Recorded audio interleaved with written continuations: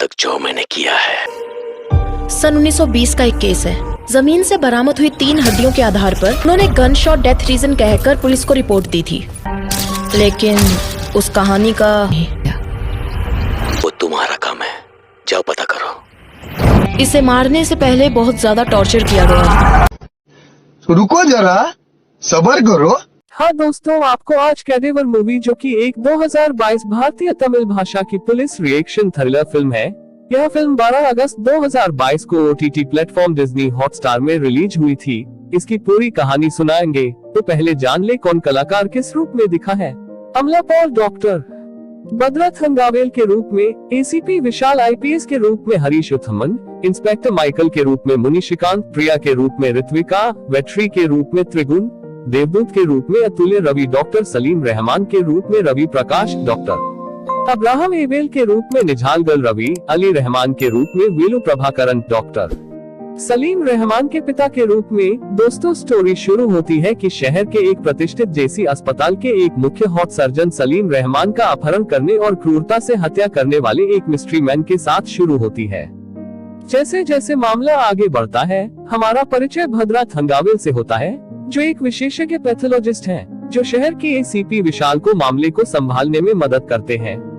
साथ ही हम जेल में एक कैदी वेट्री को भी देखते हैं, जिसने पहले से ही उसी सर्जन को मारने की कसम खाई थी, जो अपने सेल की दीवारों पर उसका चित्र बना रहा था।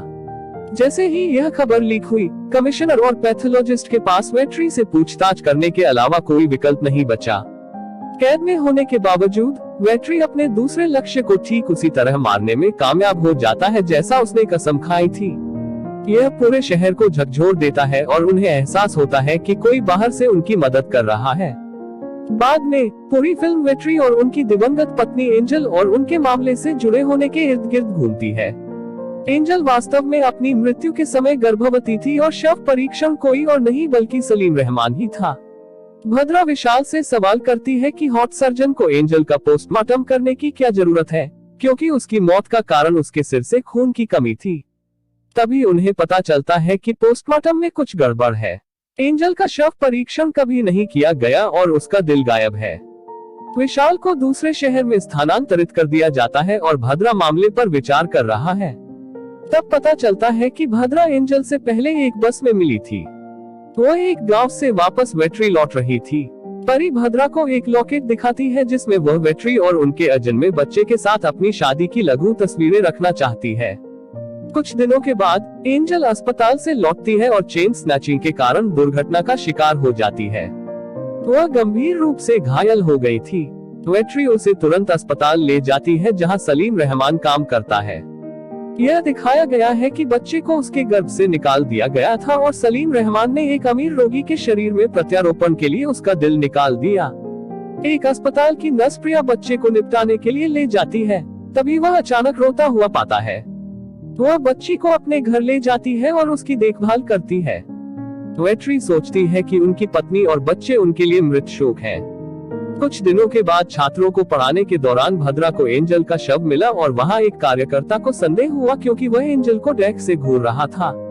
वह उससे पूछताछ करती है और उसे पता चलता है कि वो प्रिया का पिता है। वह भद्रा को बताता है कि क्या हुआ था। वह अपराधों को उजागर करने में प्रिया की मदद मांगती है। शुरू में डरकर प्रिया एंजल के लिए न्याय करने का फैसला करती है। वह सलीम के कार्यालय में घुस जाती है, लेकिन सलीम उसे ढूंढता है और अपने पिता और हाबिल के साथ उस पर हमला करता है। प्रिया घायल होने के बावजूद उन लोगों के नाम बताकर भद्रा की मदद करती है, जो एंजल की मौत के लिए जिम्मेदार है, लेकिन उसकी चोटों के कारण दम तोड़ दिया। भद्रा चच के पिता और प्रिया के पिता के साथ मिलकर समाज को अपराध का पर्दाफाश करती है।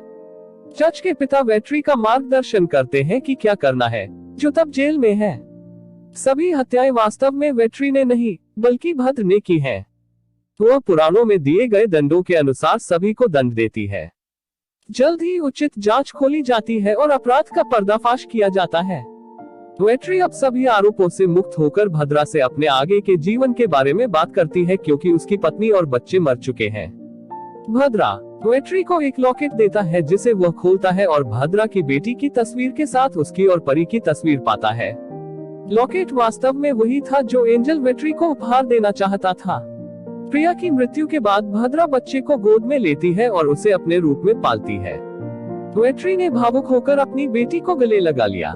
कुछ दिनों बाद दिखाया जाता है कि छात्र शव का पोस्टमार्टम कराने से डरते हैं और भद्रा शव का पोस्टमार्टम न कराकर अपमानित होने की बात करती है।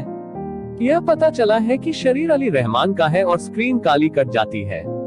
यहीं पर कहानी खत्म होती है। दोस्तों, ऐसी और मूवी की स्टोरी के लिए चैनल को सब्सक्राइब जरूर करें। ईश्वर आपकी मनोकामना जल्द पूरी करेगा। मिलते हैं अगले वीडियो में अगली कहानी के साथ। तब तक के लिए धन्यवाद। खत्म। Bye bye, tata, goodbye, गया।